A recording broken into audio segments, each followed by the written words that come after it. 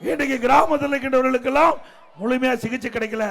அப்படி அந்த மக்களுக்கு அந்த பகுதியிலேயே அற்புதமா சிகிச்சை அளிக்க வேண்டும் என்ற அடிப்படையில் அம்மா மினி கிளினிக் 2000 அம்மா மினி கிளினிக் கொண்டாந்தோம். அதையும் ரத்து பண்ணிட்டாங்க. இன்றைக்கு மீண்டும் அந்த ஏழைகளுக்கு அந்த பகுதியிலேயே அம்மா மினி கிளினிக் திறக்கப்பட்டு அதிமுக ஆட்சி உங்களுக்காக செயல்படும். அது மட்டும் இல்ல, 2000 அம்மா மினி கிளினிக் தான் ரத்து பண்ணிருக்காங்க. 4000 அம்மா மினி கிளினிக் கிராமந்தோறும் தொடரப்படும். ஏழைகளுக்கு சிகிச்சை அளிக்க கூட இந்த அரசு மறுக்குது. அந்த திட்டத்தை ரத்து பண்ணியிருக்காங்க. இதையெல்லாம் வேண்டும் என்ற திட்டமிட்ட அரசியல் காழ்ப்புணர்ச்சியின் காரணமாக இன்றைக்கு இதை ரத்து பண்ணியிருக்காங்க. இன்றைக்கு இதுல அரசியல் என்ன தேவை? இது ஏழைகளுக்காக கொண்டு வரப்பட்ட திட்டம். ஒரு அரசாங்கம் என்று சொன்னால் ஏழைகளுக்கு நன்மை செய்கிறதா ஒரு சிறந்த அரசாங்கம். ஆனா இன்றைக்கு விடியா திமுக அரசு இன்னைக்கு அப்படிப்பட்ட அரசாங்கம் இல்லை என்பதை நேரத்தில் தெரிவிக்க விரும்பி. உங்களுக்கு தெரியும், இப்ப எடப்பாடி பழனிசாமி டெய்லி டூர் போறார். அந்த சுந்தரா டிராவல்ஸ் பஸ்ஸில் டெய்லி டூர் போயின்னு இருக்கிறார். போகும்போது எங்கேயாவது இறங்கி இது என்னதுன்னு கேட்குறாரு. கடைக்காரர் சொல்கிறாரு இது புலின்றார். புலின்னா என்ன புலின்றார்? கொட்டை புலிங்கன்றார். நல்ல வேலை அவர் கேட்கல, கொட்டை எடுத்ததா கொட்டை எடுக்காததான்னு. அவர் கடைக்காரர் சொன்னார் இது கொட்டை புலின்னார். இன்னொரு இடத்துக்கு போகிறார். இது என்னதுன்னு கேட்குறாரு. முருங்கைக்காங்க. இது எத்தனை நாளில் காய்க்கும் அவர் கேட்குறாரு. அவங்க சொல்கிறாங்க இத்தனை நாளில் காய்க்கும். இன்னொரு இடத்துக்கு போகிறார். இது என்னதுன்றார். நிலக்கடலைங்க, வேர்க்கடலைங்க. நிலக்கடலைன்னு சொல்லுவாங்க, வேர்க்கடலைன்னு சொல்லுவாங்க, பல பேர்கள் உண்டு. இது எப்படி விளையும்? மண்ணுக்கு அடியில் தாங்க விளையும். அட மண் அவன் சொல்லியிருப்பான், நான் சொல்லலை. இப்போது இதெல்லாம் கேட்டுன்னு போனவர் நேற்றுக்கு முன்தினம் உங்களுக்கு தெரியும் இந்த கொட்டைப்புள்ளிக்கு அதெல்லாம் சொல்லிவிட்டு நேற்றுக்கு ஒரு இடத்துல சொல்கிறாரு, தமிழ்நாட்டில் அம்மா கிளினிக்கு நாங்கள் எடுத்துகிட்டு வந்தோம், அதெல்லாம் மூடிட்டாங்கன்றார். நான் சட்டமன்றத்திலேயே மாண்புமிகு தமிழ்நாட்டின் துணை முதலமைச்சருக்கு தெரியும். இந்த அம்மா கிளினிக் வந்த வரலாறை நான் ஏற்கனவே சொல்லியிருக்கிறேன். 2020 செப்டம்பர் 8ஆம் தேதி ஒரு கிளினிக்கை அவசரமாக சிகிச்சை பிரிவுக்குன்னு ஒரே ஒரு டாக்டர், ஒரு நர்ஸு, ஒரு உதவியாளர், இந்த பணியிடங்களோட 2000 கிளினிக்கு போட்டுக்கலான்னு சொல்லி டெல்லியில் இருக்கிற NHM ஃபண்டிலிருந்து தேசிய நிதி ஆதாரத்தோடு வச்சுக்கலான்னு சொல்லி அவங்க ஒரு உத்தரவு போட்டாங்க. அந்த உத்தரவுகளோட கூட என்ன சொன்னாங்கன்னா, தனியாக கட்டடம் கட்டி இதுக்கு வைக்கணும், இதுக்கான ஃபண்டு நாங்கள் கொடுத்துட்றோம், டாக்டர் எடுங்க சம்பளம் நாங்கள் கொடுத்துட்றோம், நர்ஸ் எடுங்க சம்பளம் நாங்கள் கொடுத்துட்றோம், உதவியாளர் எடுங்க சம்பளம் நாங்கள் கொடுத்துட்றோம், 2000 இடத்துல வைங்கன்னாங்க. ஆனால் அன்றைக்கி இருந்த சாட்சாத் இதே எடப்பாடி பழனிசாமி முதல்ல 630 இடம்னார், செகண்ட் ஃபேஸ் 630ன்னார், தேர்ட் ஃபேஸ் 740ன்னார், மொத்தம் 2000 இடத்துல தரப்பண்ணார். ஆனால் திறந்தது 1700 இடத்துல. அதில் டாக்டர் போட முடிஞ்சது, நர்ஸு போட முடியல, கோர்ட்டில் தடையாணை விதிச்சிட்டாங்க. உதவியாளர் போட முடியல. ஒரே ஒரு நர்ஸோட ஒரு கிளினிக், ஒரு சேரு, ஒரு டேபிள். எங்கெல்லாம் வச்சுருந்தாங்க? சைதாப்பேட்டையில் சுடுகாட்டில் வச்சுருந்தாங்க. இன்னமும் அந்த கிளினிக்கை நாங்கள் சாட்சாத் அடையாளத்துக்கு அப்படியே வச்சுருக்குறோம். நான் எடப்பாடி பழனிசாமியை சட்டமன்றத்திலேயே கூப்பிட்டேன், வாங்க சார் சுடுகாட்டில் இருக்குன்னு. அவர் உடனே எழுந்தார். என்ன சுடுகாட்டில் இருக்குங்க நீங்கள்? ஆமாங்க இருக்குது, வாங்கன்னு ஒரே சத்தம் போட்டார். இப்போ நம்ம மாண்புமிகு முதல்வர் சொன்னார், எதிர்க்கட்சி தலைவர் ஏன் இவ்வளோ கோவப்படுறாரு, மாசு தான் கூப்பிட்றாரு, சாயந்தரம் அவர் கூட போய் பார்த்துட்டு வாங்கலன்னார். இன்றைக்கும் அதை நாங்கள் எதுவும் பண்ணாமல் அம்மா கிளினிக்குக்கான அடையாளத்தை சைதாப்பேட்டையில் சுடுகாட்டில் அப்படியே வச்சுருக்குறோம்.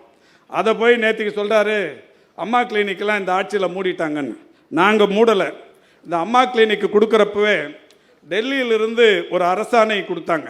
அந்த அரசாணையில் என்ன சொன்னாங்கன்னா, the scheme is initially sanctioned for a period of 1 year. இது 1 வருஷத்துக்கான திட்டம்னு 2020 செப்டம்பர் 8ஆம் தேதி ஒன்றிய அரசாங்கம் கொடுக்கும்போதே கொடுத்தது. இது ஒன்றிய அரசாங்கத்தின் அரசாணை. இதெல்லாம் தெரியாமல் ஏதோ அவங்க அம்மா பேரில் வச்சு இந்த கிளினிக்கை மூடிட்ட மாதிரி இன்றைக்கி ஊர் முழுக்க சொல்லின்னு வராரு. இதை மக்கள் உணர்ந்து கொண்டிருக்கிறார்கள் என்பதை மகிழ்ச்சியோடு தெரிவித்து, 2021ஆம் ஆண்டு 22ஆம் ஆண்டின் தொடக்கத்தில் நடைபெற்ற ஒரு இடைத்தேர்தலில் சைதாப்பேட்டையில் திராவிட முன்னேற்ற கழகத்தின் வேட்பாளராக களம் காணுகிற வாய்ப்பை முத்தமிழறிஞர் கலைஞர்களும் வணக்கத்திற்குரிய தளபதி அவர்களும் அடியனுக்கு தந்து இங்கே நிற்க வைத்தார்கள். இதில் சிறப்பு ஒன்றும் இல்லை. ஆனாலும் ஒரு வரலாற்று சிறப்புமிக்க ஒரு நிகழ்வு என்றால் நம்முடைய வணக்கத்திற்குரிய தமிழ்நாட்டின் முதலமைச்சர் அவர்களுக்கு பல்வேறு சிறப்புகள் உண்டு. அவருடைய ஒவ்வொரு நாள் அரசியல் அரிச்சுவடியிலும் வகை வகையான சிறப்புகள் உண்டு. அந்த வகையில் அவருடைய அரசியல் வரலாற்றில் ஒரு இடைத்தேர்தலில் ஒரு தொகுதியில் தேர்தல் பணிக்குழுவின் தலைவராக இருந்து பணியாற்றிய அந்த விஷயம் என்றால் அது சைதாப்பேட்டை என்பது வரலாற்றில் மறைக்க முடியாத ஒன்று. சைதாப்பேட்டையின் தேர்தல் பணிக்குழு தலைவராகவும் அவருக்கு மிகப்பெரிய அளவில் அவருடைய வாழ்க்கை சரிதத்தை எதிர்காலத்தில் எழுதுபவர்கள் 1000 விளக்கின் சட்டமன்ற தொகுதி உறுப்பினராக இருந்தார், கொளத்தூர் தொகுதியின் சட்டமன்ற உறுப்பினராக இருந்தார், வணக்கத்திற்குரிய மேயராக முதலில் மக்களால் தேர்ந்தெடுக்கப்பட்டவராக இருந்தார், முதலில் சென்னையில் பாலங்களை சுரங்கப்பாதைகளை கட்டிய மேயர் என்கின்ற பெயரை பெற்றார், உள்ளாட்சித்துறையின் அமைச்சராக பொறுப்பேற்று காலங்காலமாக நடத்த முடியாத ஒரு 4 ஊராட்சிகளின் தேர்தலை நடத்தி ஜாதி மத மோதல்களுக்கு முற்றுப்புள்ளி வைத்தார். இப்படி ஏராளமான விஷயங்களை தினந்தோறும் சொல்லலாமானால் அந்த விஷய பட்டியலில் மாண்புமிகு தமிழ்நாட்டின் இன்றைய முதல்வர் முத்துவேல் கருணாநிதி ஸ்டாலின் ஒரு தொகுதியின் தேர்தல் பணிக்குழுவின் தலைவராகவும் இருந்தது சைதாப்பேட்டை என்பது ஒரு வரலாற்று சிறப்பு. அதேபோல் வருகை தந்து வீட்டிருக்கிற நம்முடைய மாண்புமிகு தமிழ்நாட்டின் துணை முதலமைச்சர்கள் 2018 ஜனவரி திங்களில் மாண்புமிகு தமிழ்நாட்டின் இன்றைய துணை முதலமைச்சர் அவர்கள் இளம் வயதிலிருந்து சிறு வயதிலிருந்து குழந்தை பருவத்திலிருந்து இயக்கத்தை ஒட்டிய இயக்க நிகழ்ச்சிகளில் கலந்து கொண்டு பல விஷயங்களில் பலவாறாக இன்றைக்கு முன்னிறுத்தப்பட்டார். அவர் இன்றைக்கு சிறந்து விளங்கி கொண்டிருக்கிறார் என்றாலும் சைதை தொகுதி மக்களின் சார்பில் 2018 ஜனவரியில் அவரிடத்தில் நாம் வைத்த கோரிக்கை, மாண்புமிகு உதயநிதி ஸ்டாலின் அவர்களே, திரைத்துறையில் இன்றைக்கு பிரபலமாக இருக்கிற நீங்கள், உச்சபட்ச நட்சத்திரமாக இருக்கிற நீங்கள், மக்கள் உங்களை நேசிக்கிறார்கள், அரசியலில் உங்களுடைய பங்களிப்பு வேண்டும் என்று விரும்பி வேண்டி கேட்டுக்கொண்டிருக்கிறார்கள்.